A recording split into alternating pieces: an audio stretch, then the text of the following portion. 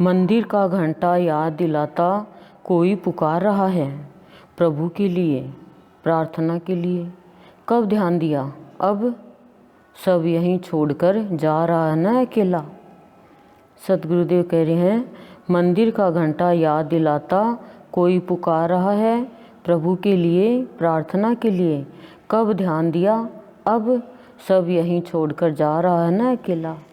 क्या कह रहे हैं सतगुरुदेव कि हर प्राणी को एक सीमित समय मिला है, एक दिन इस संसार से जाता है तो वो तड़फता है, व्याकुल होता है कि मैंने इस संसार में आकर के और भगवान को याद क्यों नहीं किया, और किया भी तो मैंने तो सिर्फ मेरे स्वार्थ के लिए ही किया, संसारी स्वार्थ के लिए,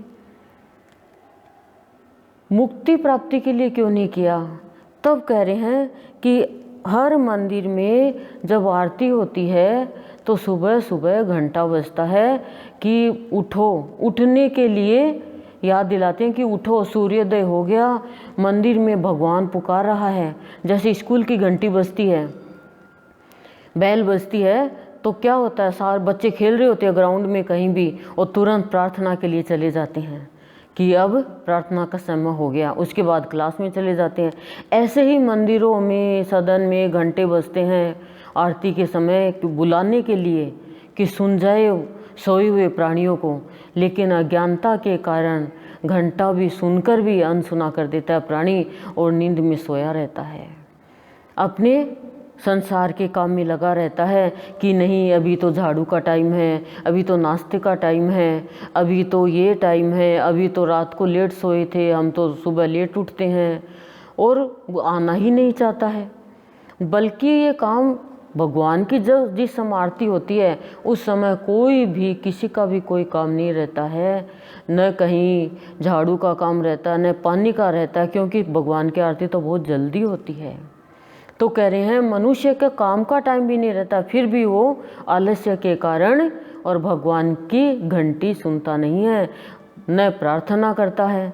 तो कह रहे हैं क्या किया, एक दिन जाता है रोता हुआ, परेशान होता हुआ, फिर उसे एहसास होने लगता है बुढ़ापे में कि मैंने ये क्या किया, मैं तो इस नश्वर काम में लगा रहा और जिस काम के लिए आया वो काम मेरा पूरा ही नहीं हुआ। क्यों? क्योंकि मैंने ध्यान ही नहीं दिया। अब कोई टीचर पढ़ा रही है और बच्चा ध्यान नहीं देगा, कोई अच्छी बात कोई बता रहा है, हमारे गुरुदेव ने सह शरीर प्रवचन किए, जिन्होंने ध्यान दिया उन्होंने अपना जीवन बना लिया, और ध्यान नहीं दिया कि भैया ठीक है एक प्राणी बोल रहा है, तो वो अपना जीवन सुन के भी और कुछ प्राप्त नहीं किया उन्होंने। तो ऐसे गुरुदेव कह रहे हैं कि मंदिर में घंटा याद दिलाता है प्राणियों को पुकारने के लिए कि कोई पुकार रहा है, आओ प्रभु से मिलो, प्रार्थना करो, लेकिन मनुष्य ध्यान नहीं देता है। तो क्या होता है कि सब छोड़ के जाना पड़ता है। देखा है लोग इतना अपना मान सम्मान दिखाते हैं, इतनी अपनी पर्सनैलिटी दिखाते हैं कि नीचे बैठते नहीं हैं, अपनी इज्जत समझते हैं, लेकिन जब अंत समय आता है तो कितने से भी बड़े से बड़ा हो नीचे गिर जाता है, और शमशान घाट में उसकी अस्थियाँ, उसकी खोपड़ी यूँ ही लुढ़कती रहती है।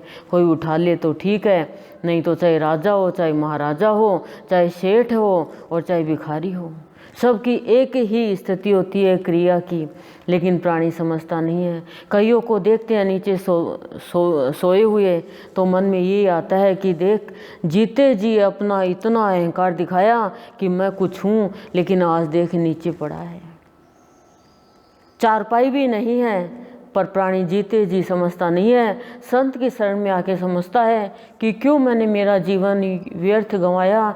हे प्रभु मेरे को इस लायक बनाओ कि मैं आपकी आरती में, आपके सत्संग में, आपकी अमृतवाणी में हर वक्त हाजिर रहूं और आपकी सेवा में नित्य नित्य अपने जीवन को सुलझाती रहूं और नित्य को पाऊं। हे प्रभु इतनी कृपा बनाए रखना, नहीं तो ये समय, ये जीवन व्यर्थ चला जाएगा और एक दिन वापस इस संसार में आना पड़ेगा।